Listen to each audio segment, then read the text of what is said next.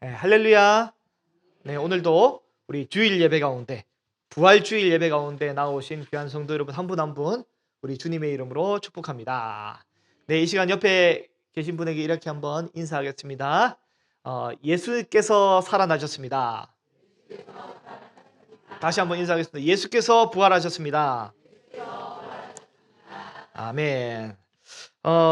PPT 한번 보여주시고요. 오늘은 부활주일입니다. 부활주일은 어떤 이 절기입니까?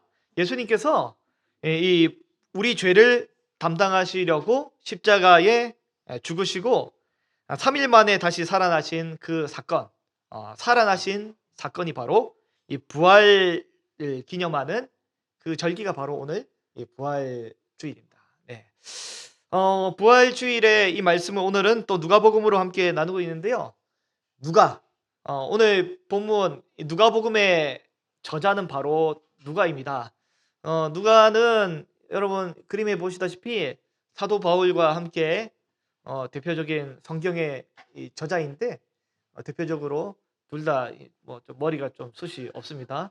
네, 여러분 저를 보면서 웃으시는 게 아마도 저기 머리 숱이 없는 걸 보고 웃으시는 것 같은데 누가가 이제 머리가 저렇게 없었나 봅니다. 네, 어쨌든 누가가 이 누가복음을 기록하는데요. 누구에게 기록하냐면 데오빌로에게 기록하는데 그 기록이 목적이 누가복음 1장 1절에서 2절에 이렇게 되어 있습니다. 우리 중에 이루어진 사실, 이 팩트에 대해서 처음부터 목격자와 말씀에 일꾼된 자들이 전하여 준 그대로 사실을 있는 그대로 알려주는 것이 누가의 기록의 목적이었습니다.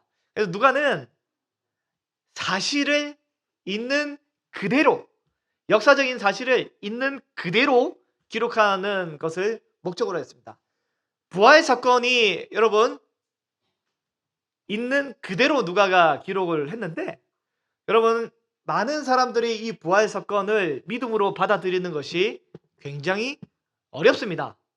예수님께서 나를 너무 사랑하셔서 그렇게 사랑이 많은 그 훌륭한 분이 나를 대신해 죽으셨다.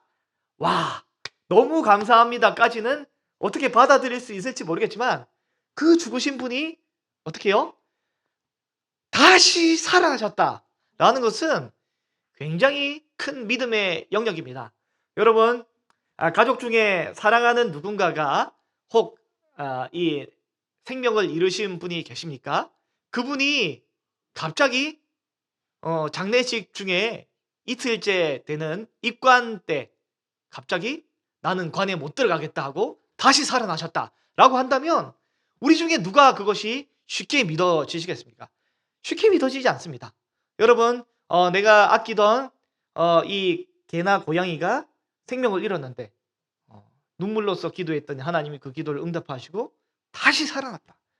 이것이 바로 우리에게 이렇게 쉽게 믿어집니까?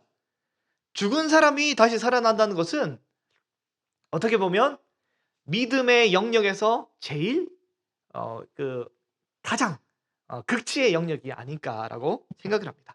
누가는 지금까지 이루어진 이 사실에 대해서 있는 그대로 기록했습니다. 사실은 누가복음 첫 번째부터 굉장히 충격적인 얘기가 많이 나온단 말이죠. 제일 먼저 나온 게 뭐냐면 사가랴가 그의 아내 둘 다 나이가 많은데 그들이 임신을 하잖아요. 그 다음 얘기가 바로 누구예요? 처녀 마리아가 손도 안 잡았는데 그 임신을 하게 되는 기가 막힌 일을 우리에게 보여주게 됩니다. 누가는 우리에게 설득하지 않습니다.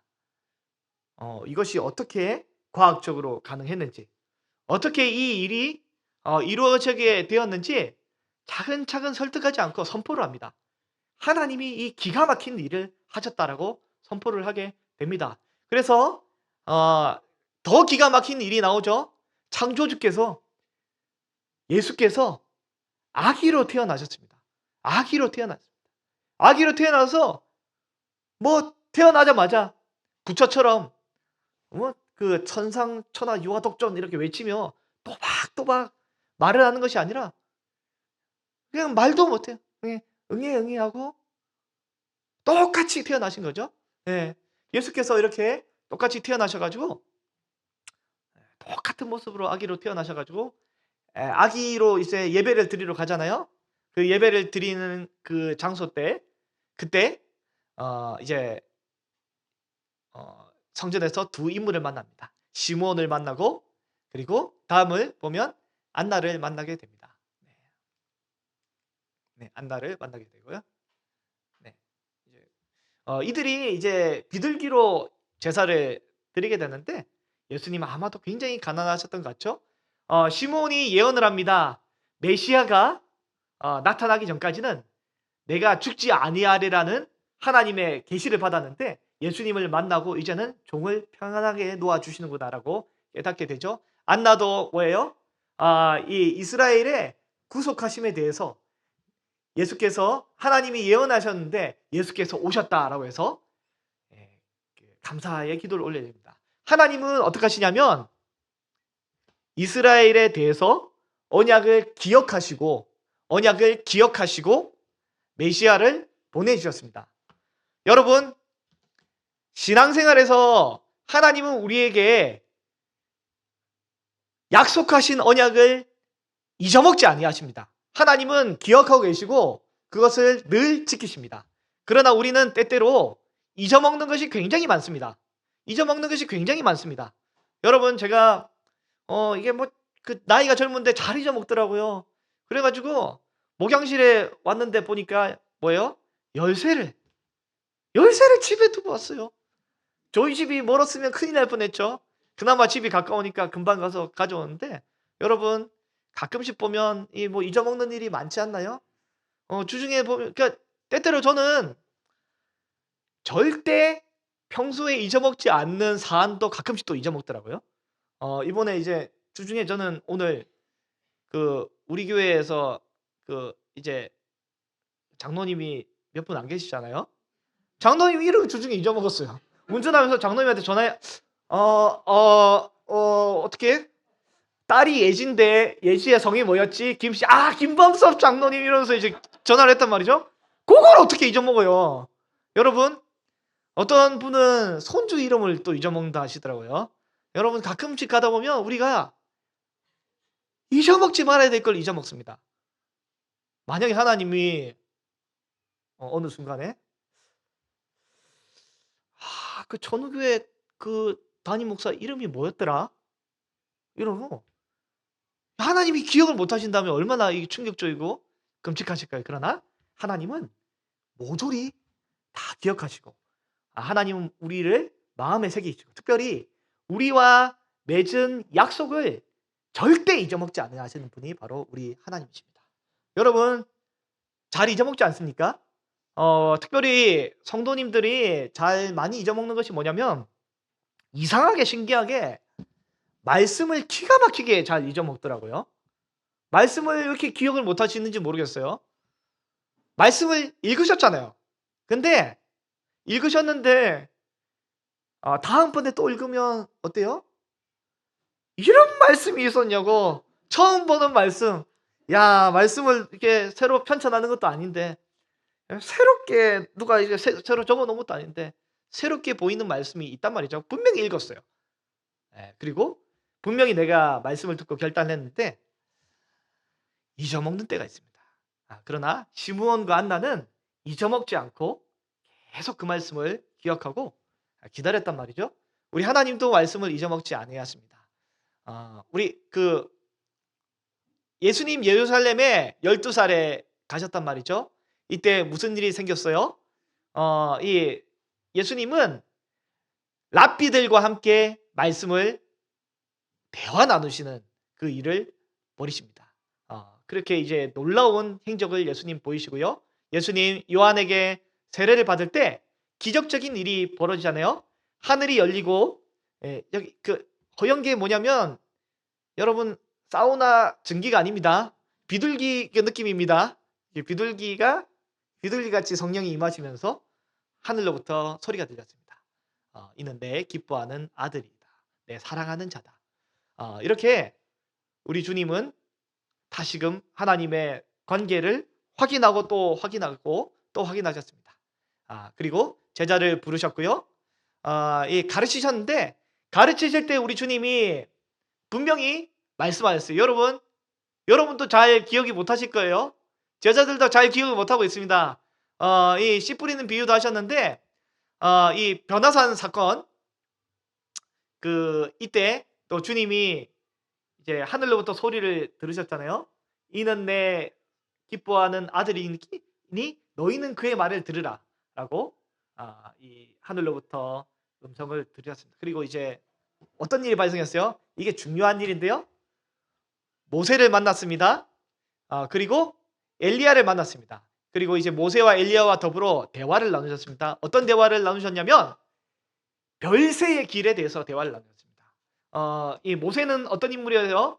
죽음을 거쳐서 하늘로 올라간 인물이고요. 엘리야는 어때요? 죽음을 거치지 않고 그냥 뿅 하고 승천했잖아요. 이 둘 사이에서 예수님이 결정하십니다. 무엇을 결정하십니까? 별새의 길을 결정하시는데 다른 방법이 아닌 죽음을 통과해서, 다시 말해서 십자가의 길을 걸으면서, 예수께서 십자가의 길을 걸으면서 이 별새 저 하늘나라로 올라가시기로 결정을 하셨습니다. 마치 이 원래부터 온라인 세상에 계셨던 예수님이 말씀이 육신이 되어 오프라인 이 땅으로 오셨잖아요. 다시 육신을 버리고 이제 온라인으로 올라가야 되는데, 하나님 나라로 이제 승천하셔야 되는데, 그 방법으로 어떻게 되냐면 육신의 죽음을 거쳐서, 다시 말해서 십자가의 죽음을 거쳐서 하나님 나라로 올라가시기로 우리 주님이 결정하셨습니다. 근데 가는 길에 만나 전에 부자 청년은 어떻게 해요? 욕심 때문에 하나님 나라를 가지 못하고, 그래서 우리 주님이 다 버리라고 했는데 버리지 못하죠. 그런데 어떤 인물을 만나요?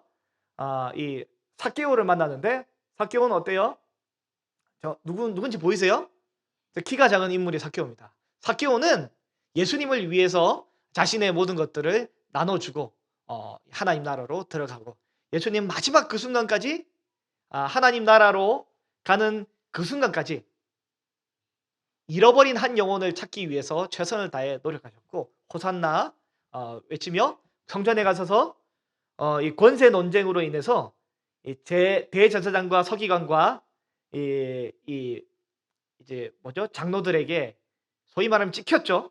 그래서 예수님은 결국에 어떻게 됐어요? 가룟 유다에게도 실망이 되고 팔려서 어떻게 해요? 불법 재판, 빌라도에게 불법 재판을 받고 결국 십자가의 고난을 당하게 됩니다. 여러분, 예수님은 계속해서 이 모진 이 길을 걸으면서 기억하고 있습니다. 예수님은 잊어먹지 않고 기억하고 있습니다. 뭘 잊어먹지 않고 기억하고 있습니까? 나는 인자가 온 것은 잃어버린 영혼을 찾으러 오셨다라는 것을 예수님이 기억하셨습니다. 또한 동시에 인자가 이 하나님 나라로 별새의 길을 올라가는 방법이 뭐냐면 그냥 뿅 하고 올라가는 것이 아니라 죽음을 거치시기로, 죽음을 통과해서 하나님 나라로 올라가시기로 예수님은 기억하셨습니다. 우리 성도 여러분, 신앙생활에 있어서 삶의 목표와 방향을 우리는 때때로 잘 잊어먹는데, 우리는 예수님처럼 삶의 목표와 방향을 잊어먹지 않으시고 기억하시기를 바랍니다. 우리는 말씀을 잊어먹어서는 되지 않고 기억하여야 될 줄로 믿습니다. 예수님 십자가에 달리시는 그 순간 어떻게 하냐면 좌우 강도에 대해서 마지막 그 순간까지 복음을 전하시고 이 강도에게 마지막 하나 잃어버린 자까지 끌고 하나님 나라로 입성을 하셨습니다. 그리고 우리 어때요? 십자가에 예수님 못 박혀 죽으시고 그 이후에 슬퍼하는 자들과 더불어 이제 예수님의 장례를 치르는데, 특별히 아리마대 사람 요셉, 굉장히 이제 부자인 인물인데, 이 부자와 더불어 이제 요한복음에 보면 이 니고데모까지 함께 예수님의 장례를 치릅니다. 아리마대 사람 요셉은 예수님을 위해서 무덤을 마련하고요. 그리고 니고데모는 예수님을 위해서 향유와 이제 어떤 향품을 준비해서 장례를 치르게 됩니다. 그래서 여기까지 우리 중에 이루어진 일에 대해서 한 번도 빠짐없이 사실대로 모두 다 이 누가가 기록을 해주고 있습니다. 근데 이제 어떤 일이 발생했어요? 예수님이 십자가에 못 박히신 그 무덤에 마태복음에 보면 보초를 세웁니다.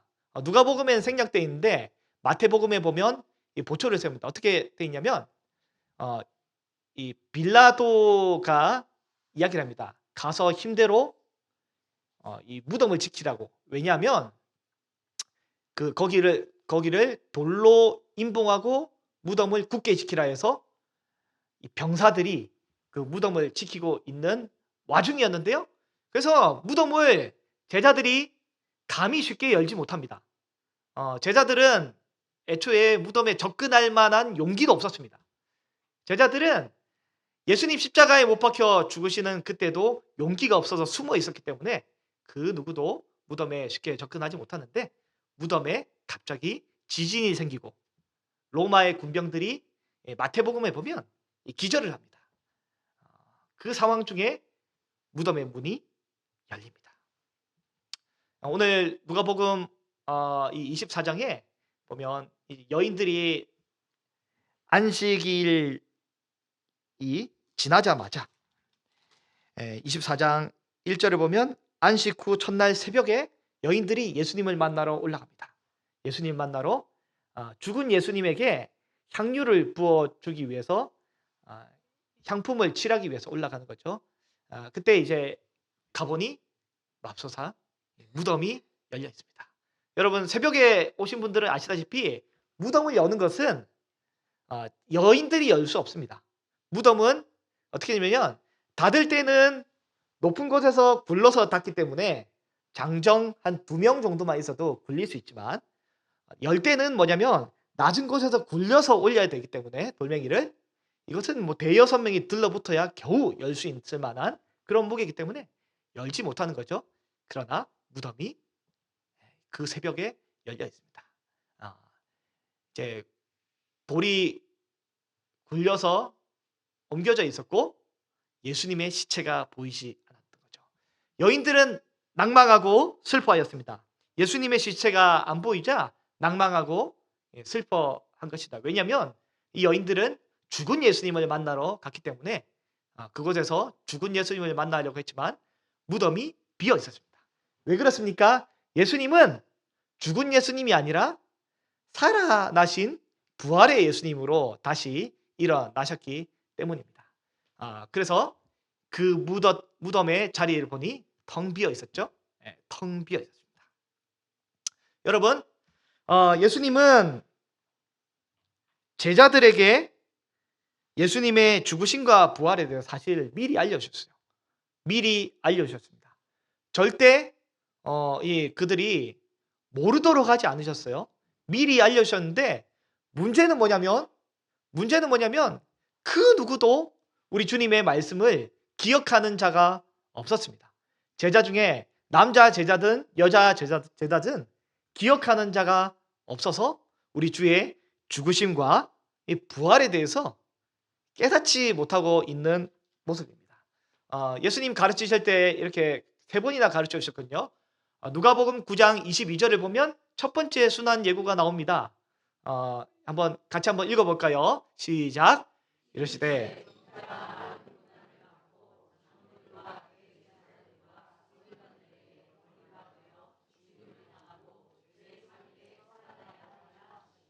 아멘. 분명히 우리 주님이 말씀하셨습니까? 안 하셨습니까? 정말 그대로 요약을 잘 하셔가지고 잘 얘기해 주셨어요. 성경에는 분량이 이렇게 제한이 있으니까 요약을 하셨겠지만 우리 주님이 아마도 굉장히 자세하게 잘 설명을 해 주셨지 않을까라고 생각합니다. 우리 주님이 고난 그리고 죽임 3일의 부활 굉장히 잘 설명을 해 주셨습니다. 근데 제자들은 모릅니다. 기억을 못합니다. 기억해야 될 게 있는데 기억을 못하는 거죠. 두 번째 순환 예고를 또 해 주셨거든요. 근데 어떻게 돼요? 이제는 이 말을 너희 귀에 담아두라라고 아주 강하게 얘기하면서 못 알아듣는 자들에게 이야기를 합니다. 인자가 장차 사람들의 손에 넘겨지리라 하시되 그들이 말씀을 알지 못합니다. 왜냐하면 맨 밑에 보면 말씀을 묻기도 두려워하고 뭔가 두려움에 쌓여서 말씀을 깨닫지 못하는 모습이 보인 거죠. 그래서 주님이 또다시 얘기해 줍니다. 예루살렘에 입성하기 전에 또다시 세 번째 순환 예고를 해 주십니다. 자, 이번에 같이 한번 읽어보겠습니다. 인자가 이방인들에게 넘겨져 희롱을 당하고 능욕을 당하고 침뱉음을 당하겠으며 그들은 채찍질하고 그를 죽일 것이나 그는 3일 만에 살아나리라 하시되 제자들이 이것을 하나도 깨닫지 못하였으니 그 말씀이 감추어졌으므로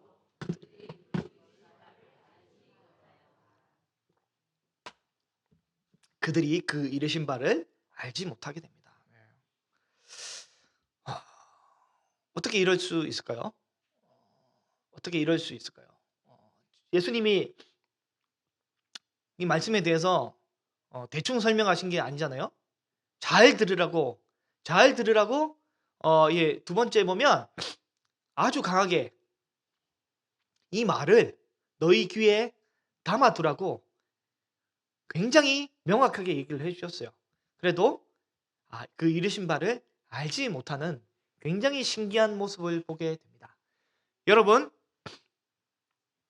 예수님의 말씀이 여러분 우리에게 한 번, 두 번, 세 번 지속적으로 들리게 될 때 여러분은 우리 그 말씀을 마음에 잘 담아주시기를 바랍니다. 그 말씀을 담아두지 않는다면 만약에 사단이 와서 이제 우리의 마음에 던져진 말씀의 씨앗을 쪼아서 먹어서 가져가 버린다면 말씀을 깨닫지 못하게 된다면 결코 열매를 맺을 수 없습니다. 결코 말씀대로 살아갈 수가 없습니다.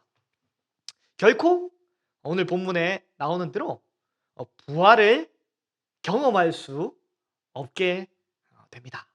여러분 부활주일이 오늘 다가왔고요. 한 주간 고난주간이 지났습니다.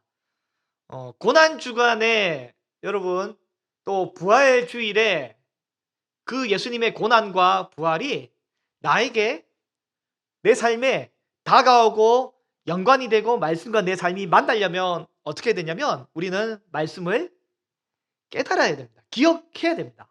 말씀이 기억이 나야 합니다. 그렇지 않는다면 말씀은 우리에게서 적용되지 않고 우리 삶에 변화를 이루어내지 못하게 됩니다. 말씀이 깨달아져야 되고 기억이 나야 합니다. 근데 여인들은 하나도 깨닫지 못했습니다. 여인들은 예수님을 너무 사랑해서 그 꼭두 새벽에 안식일이 끝나자마자 내가 갈 수 있는 첫 시간에 예수님을 위해서 값비싼 향유를 준비해서 달려가긴 했지만 여인들도 깨닫지 못했습니다. 그러자 어떤 일이 발생했냐면 이 여인이 깨닫지 못하자 여인들이 천사를 만나게 됩니다. 천사가 여인들에게 알려주게 됩니다. 이제 뭐라고 알려주나요? 천사가 알려준 내용인데요. 3절에 보면 들어가니 주 예수의 시체가 보이지 아니하더라. 이로 인해 근심할 때에 문득 찬란한 옷을 입은 두 사람이 곁에 섰는데 이들이 천사죠. 이제 여자들이 두려워해서 얼굴을 땅에 대는데 두 사람이 물어봅니다. 어찌하여 살아있는 자를 죽은 자 가운데 이 무덤에서 찾냐? 6절, 7절을 같이 한번 읽어보겠습니다. 시작. 여기 계시지 않고 살아나셨느니라. 갈릴리에 계실 때에 너희에게 이렇게 말씀하신지 기록하라. 이르시기를 인자가 죄인의 손에 넘겨져 십자가에 못 박히고 제3일에 다시 살아나야 하리라 하셨느니라 한데 아멘. 말씀을 기억을 해내는 거죠. 말씀을 기억하고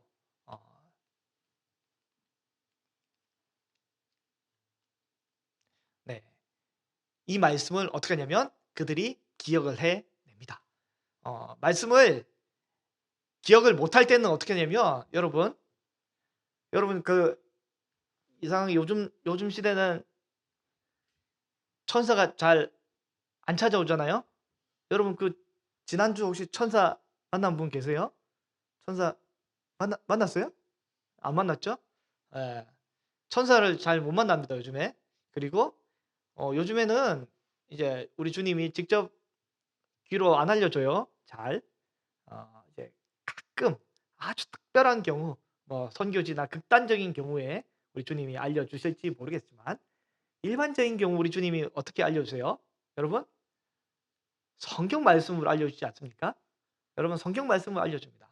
설교를 통해서, 우리 큐티를 통해서, 우리 이 말씀을 암송함으로, 말씀을 필사함으로 다양한 방도가 있는데, 이것을 다 종합하면 우리는 뭐라고 하냐면 묵상이라고 합니다. 묵상.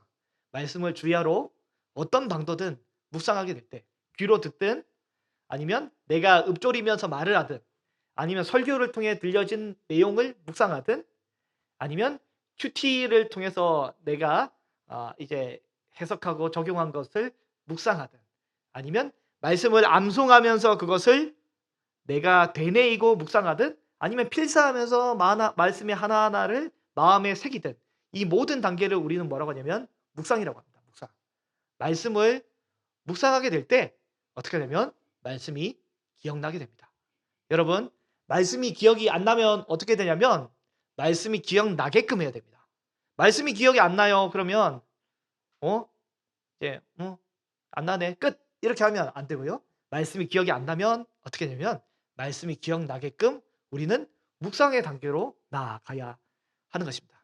여러분, 뭐 제가 이번 주 제가 그냥 깜빡하고 김범섭 장로님 이름이 기억이 안 났어요. 그러면 뭐 이왕 기억 안 난 김에 앞으로도 기억 안 해도 되겠다. 이러면 돼요, 안 돼요? 아니잖아요. 여러분, 기억나게끔 단계를 거쳐야 돼요. 윤지가 있고 윤지의 성이 김씨고 김범수 장로님 이렇게 단계를 거쳐야 되는 거죠. 여러분, 삶에 있어서 말씀이 기억이 안 나면 어떻게 해야 됩니까? 말씀이 기억나게끔 여러분 단계를 거쳐야 됩니다. 여러분 직장에 가자마자 말씀이 기억이 나십니까?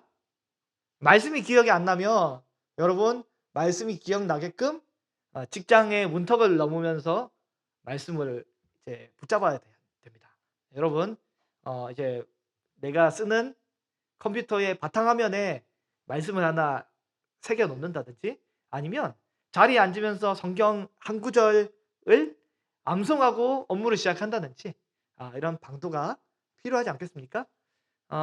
이 가정에서 말씀이 기억이 납니까? 예, 저는 목사인데 가정에서도 말씀이 기억이 잘 안 나요. 집에 가면 그 침대에 눕고 그냥 편히 이렇게 쉬고 싶지 말씀이 잘 기억이 안 나요. 그럼 어떻게 해야 돼요? 노력해서 또 이제 가정 예배를 드리든지 어떤 방도를 마련해 내야 되는 거잖아요. 우리 삶에 있어서 말씀이 기억이 안 날 때가 많습니다. 왜 그래요? 우리는 죄인이기 때문에 말씀이 쉽게 기억이 나지 않습니다. 그러면 말씀을 기억이 나게끔 우리는 방도를 마련해야 하는 것입니다. 이 여인들이 어떻게 했어요? 9절 말씀을 보면 무덤에서 돌아가서 말씀이 기억나고 깨달아지자 11 사도와 모든 이에게 알리게 됩니다. 알리게 될 때 어떤 변화가 나타나게 됩니까? 내가 깨달은 말씀, 내가 받은 은혜의 말씀, 사도들에게 알리고 모든 이에게 알렸더니 어떤 놀라운 일이 발생하게 됩니까? 여인이 알렸더니 이제 그 뭐예요? 이제 뭐냐면 그들이 허탄하게 여겼습니다. 허탄한 듯이 듣지 않게 됩니다. 허탄한 듯이 무시하게 되는 거죠. 사도들이 그들의 말이 허탄한 듯이 들렸습니다. 사도들이 사실 여인의 말이라고 무시한 것이 아니었습니다. 본문을 자세히 보면 허탄한 듯이 여겼다라고 되어 있지 않습니다. 허탄한 듯이 들렸다라고 되어 있습니다. 그들에게 말씀이 깨달아지지 않으니 하나님의 말씀이 허탄한 듯이 들려지게 되는 것입니다. 여러분 설교 말씀이 성경을 읽을 때 이 성경 말씀이 나에게 크게 다가오고 또한 믿어지게 되는 역사가 있지만 또 반대로 믿음의 은혜가 없으면, 또한 말씀을 깨닫고 기억나는 일이 없으면 허탄한 듯이 들리게 되는 이 피치 못한 일이 발생하게 됩니다. 그때는 우리는 어떻게 하냐면 말씀을 기억해 내야 하는 것입니다. 말씀을 기억해 내야 하는 것입니다. 여인들이 또 어떻게 하냐면 베드로에게 이야기합니다. 베드로가 이제 본문에 보니까 잠을 자다가 그 얘기를 듣습니다. 사실 왜냐하면 여인들이 이른 아침에 무덤에 갔기 때문에 다른 일행들은 아마도 자고 있었을 텐데 베드로가 잠을 자고 있었습니다. 그리고 오늘 이제 본문에 보니까 이제 본문에는 나오지 않지만 이제 그 사도 요한이랑 베드로가 같이 잠을 자고 요한복음에 자고 있었는데 이 얘기를 듣자마자 어떻게 하냐면 베드로가 먼저 출발합니다. 그리고 요한이 따라가는데 아무래도 이 그 베드로 이 형님이랑 그래도 이제 이 요한 아저씨랑 누가 달리기가 빠르겠어요? 요한이 빠르겠죠. 그래서 이제 베드로랑 요한이 같이 베드로가 먼저 출발하는데 성경을 보니까 요한이 먼저 도착해서 무덤에서 기다리고 있습니다. 근데 또 이제 어떻게 되냐면 요한은 무서워서 무덤에 못 들어가고 서 있거든요. 근데 베드로는 도착하자마자 달려서 무덤에 들어가서 봤더니 어떤 일이 발생하냐면 무덤에 예수님의 세마포가 이렇게 이제 포개져 있는 걸 보고 베드로가 어떻게 하냐면 깜짝 놀라거든요. 깜짝 놀랐는데 여러분 베드로가 깜짝 놀라면 베드로가 어떻게 믿음으로 변할까요? 안 변할까요? 깜짝 놀라서 변할 줄 알았는데 베드로도 깜짝 놀라고 그냥 집에 갔다고 되어 있습니다. 베드로가 변화가 되지 않습니다. 아무리 훌륭한 베드로를 할지라도 그도 변화가 되지 않고 놀랍게 여기다가 그냥 집에 돌아가게 됩니다. 베드로는 말씀을 들을 때 대충 듣지 않았습니다. 여인의 말을 대충 듣지 않고 자다가 벌떡 일어나서 무덤에 달려갈 정도로 적극적으로 들었습니다.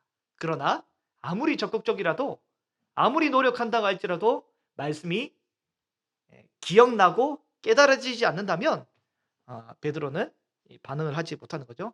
안타까운 것이 뭐냐면 베드로가 직전에 예수님에 대해서 3번 부인할 때 닭이 3번 울 때 예수님께서 닭이 3번 울기 전에 네가 나를 부인하리라는 그 말을 듣고 생각해서 눈물을 흘렸던 인물인데 이상하게 여기서는 또 말씀을 기억해내지 못하는 모습을 보게 됩니다. 베드로도 기억을 못합니다. 베드로도 기억 못합니다. 여러분 목사도 또 우리 직분자도 믿음이 아무리 좋아도 말씀을 기억해내기 위해서 지속적으로 말씀을 묵상하는 자리로 가까이 가지 않는다면 여러분 어떻게 하냐면 그 누구도 말씀을 기억하지 못합니다. 말씀이 이 어떤 삶의 현장에서 팝업된다 그러죠. 이제 팍 떠오르는 일이 발생하지 않게 되는 것입니다. 여러분 어떻게 삶의 영역에 있어서 말씀이 기억이 나십니까? 삶의 모든 순간순간마다 말씀이 나에게 팍팍 떠올라서 그 말씀대로 믿음의 삶을 살아가고 계십니까? 여러분 그러지 못한다면 어떻게 해야 되냐면 말씀을 기억하도록 말씀을 기억하는 도구를 가지고 우리 삶을 정비하고 말씀 앞에 계속해서 나아가야 하는 것입니다. 여러분 우리는 이 말씀을 기억하기 위해서 어떤 도구를 사용하게 됐습니까? 나에게 제일 적합한 말씀을 기억하는 도구는 무엇입니까? 큐티입니까? 아니면 성경 필사입니까? 통독입니까? 듣는 것입니까? 아니면 설교 말씀입니까? 여러분 어찌되었건 우리가 말씀을 기억하게끔 우리는 매일매일 말씀의 자리로 나를 몰아붙여서 말씀을 기억하게끔 만들어내야 하는 것입니다. 베드로는 믿음이 생기지 않았습니다. 베드로는 말씀을 기억하지 못했습니다.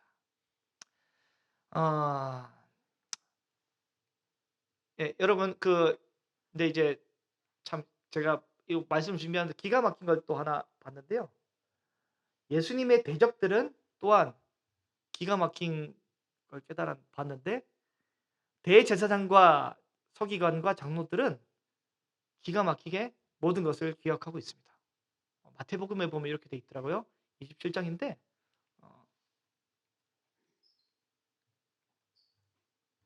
하나씩만 좀 넘겨주세요. 네. 26장 62절에 보면 이튿날이 준비일 다음 날이기 때문에 이제 대제사장과 바리새인들이 빌라도에게 가서 이야기를 합니다. 다음 보면요. 주여 저 속이던 자 예수님을 얘기하는 거죠. 살아있을 때 말하되 대제사장과 서기관 일행들이 하는 얘기입니다. 사흘 후에 다시 살아나리라 한 것을 우리가 기억하노니 다음 보면요. 그러므로 명령하여 그 무덤을 사흘까지 굳게 지키게 하소서. 다음 보면 이제 그가 죽은 자 가운데서 살아났다 하면 후에 속임이 전보다 더 클까 하나니 그렇기 때문에 가서 힘써 굳게 지키자라고 이야기를 합니다. 신기하게도 대제사장은 서기관들은 장로들은 이것을 기가 막히게 기억하고 있습니다. 왜 그렇습니까? 자기가 가진 이권을 얻으려면 또 이득을 보려면 예수님을 죽여야 되기 때문에 예수님이 하신 말씀을 기가 막히게 귀를 기울여서 듣게 되는 것이죠. 여러분, 말씀이 만약에 우리에게 기억이 나지 않는다면 여러분 이제 사실은 말씀이 우리에게 아무 유익이 되거나 어떤 쓸모가 없기 때문에 우리가 기억을 못하는 겁니다. 사실 말씀이 내 삶에 필요가 있고 영향을 끼치고 내 삶을 변화시킨다는 어떤 간절함이 있다면 말씀은 기억이 날 거지만 그러지 않은 경우 기억을 못하게 되는 것입니다. 대제사장 일행들은 말씀을 기억해서 자기 삶에 악하게 사용합니다. 믿음의 사람들은 말씀을 기억해서 말씀을 힘써 믿음으로 지키는 사람이 되어야 합니다. 여러분 우리는 말씀을 기억해야 하는 것입니다. 십자가 사건이 어떤 사건입니까? 십자가 사건은 하나님의 의로움을 드러내는 사건입니다. 로마서에 보면 이렇게 되어 있잖아요. 이 예수를 하나님이 그 피로써 믿음으로 말미암는 화목제물로 세우셨으니 이는 하나님께서 길이 참으시는 중에 전에 지은 죄를 간과하심으로 자기 의로우심을 나타내려 하십니다라고 로마서에 기록이 되어 있는데 무슨 말이냐면 십자가 사건은 우리 주님이 우리를 봐주시고 그냥 죄를 넘겨주시고 용서해 주시고자 하시지만 사실 죄인은 죄값을 받아야 되잖아요. 죄인은 죄값을 받아야 되는데 죄인을 그냥 용서해 주면 하나님의 의로우심이 없기 때문에 십자가 사건을 통해서 하나님이 모든 죄악을 진노를 예수 그리스도께 다 쏟으시기 때문에 십자가 사건은 하나님의 의로우심을 드러내는 그 사건이 되는 것입니다. 그리고 우리가 기억해야 될 것이 뭐냐면 바로 이 부활 사건인데요. 부활 사건은 어떤 의미가 있냐면 우리의 의로움을 드러내는 사건입니다. 어떻게 되냐면 예수님께서 십자가에 못 박혀 죽으시면 사실은 귀한 분이 죽으시고 거기서 끝나는 것이 아니라 다음 보면 로마서에 이렇게 되어 있습니다. 한번 같이 한번 읽어 볼까요? 시작. 예수는 우리가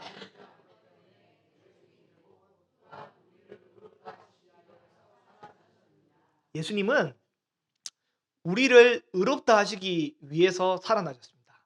이게 무슨 말씀입니까? 십자가에서 우리 주님이 우리를 위해 죽으심은 우리의 죄가 용서받기 위해서 하나님의 어떤 진노를 다 당신의 몸에 다 받으셨는데 예수님이 거기서 만약에 끝나신다면 예수님이 거기서 끝나신다면 사실은 우리가 구원받고 의로운 사람이 되고 하나님 앞에 나아가게 됨이 확실함에 대해서 보장이 없습니다. 그렇기 때문에 예수 그리스도께서 부활하심으로 인해서 예수 그리스도께서 다시 사심으로 인해서 예수님이 하나님 앞에 우리의 죄를 담당하셨음이 승인이 되고 만천하 온 우주 가운데 확증이 되게 되는 것입니다. 그렇기 때문에 이 부활 사건은 우리를 의롭다 하시기 위해 예수님이 증명 이제 그 인감 이제 보증을 해주신 그 명확한 사건이 되게 된 것입니다. 여러분, 예수님의 십자가 사건과 부활 사건에 대해서 여러분 이제 이것을 우리는 기억해야 합니다. 우리의 삶에 있어서 삶의 모든 순간순간마다 십자가 사건과 부활 사건이 기억해내야 하는 것입니다. 부활 사건이 생명의 능력으로 또 생명의 기쁨으로 우리 삶에 효과적으로 나타나고 드러나려면 우리는 그 말씀을 우리 삶에 드러내고 나타내야 하는 것입니다. 마지막으로 하나만 말씀드리겠습니다.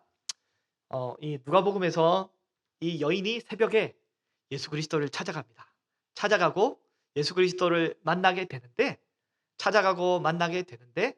그런데 이 누가복음에서는 동굴에서 무덤에서 예수님을 이 여인들이 직접 만나는 부분을 생략합니다. 마태복음에는 마리아가 예수님을 부활하신 예수님 직접 만나거든요. 그런데 누가복음에는 부활하신 예수님을 직접 만나는 부분을 생략하게 됩니다. 왜 그러냐면 지금까지 이들은 3년 넘게 예수님과 쭉 생활을 했습니다. 쭉 생활한다고 3년 넘게 예수님과 쭉 같이 있는다고 교회와 신앙생활을 그렇게 오래 한다고 사실 이 마리아와 제자들이 여인들과 제자들이 변화가 되지 않았습니다. 변화가 되지 않고 말씀을 이해하지 못하고 깨닫지 못했습니다. 그러나 천사를 통해 들려준 말씀을 깨닫고 나서는 어떻게 하냐면 그제서야 부활하신 주님을 이 마리아가 만난 것이죠. 그래서 누가복음에서는 이 실제 주님을 만난 사건을 빼버립니다. 왜냐하면 실제 부활의 주님을 만난 그 체험보다 더 중요한 체험이 뭐냐면 말씀을 깨닫고 부활의 주님을 만나는 것이 더 중요하다고 해서 누가복음에서는 빼버립니다. 여러분, 말씀을 통해서 우리 주님을 만나는 것이 실제 우리 주님을 직접 만나는 것보다 더 중요합니다. 왜 그러냐면 우리 주님은 지금 우리에게 직접 찾아오지 않으세요. 말씀으로 찾아오십니다. 우리에게 직접 찾아오는 순간은 딱 한 번밖에 없습니다. 여러분이 돌아가시거나 아니면 이 땅에 주님이 재림하시거나 이거 말고는 직접 주님을 만나는 방법이 없습니다. 우리는 어떻게 하냐면 말씀으로 주님을 만나게 됩니다. 그렇기 때문에 우리가 부활하신 주님을 직접 만나는 그 사건보다 더 중요한 사건은 뭐냐면 말씀을 통해서 우리 주님을 만나는 것이 부활하신 주님을 직접 만난 사건이 되는 것입니다.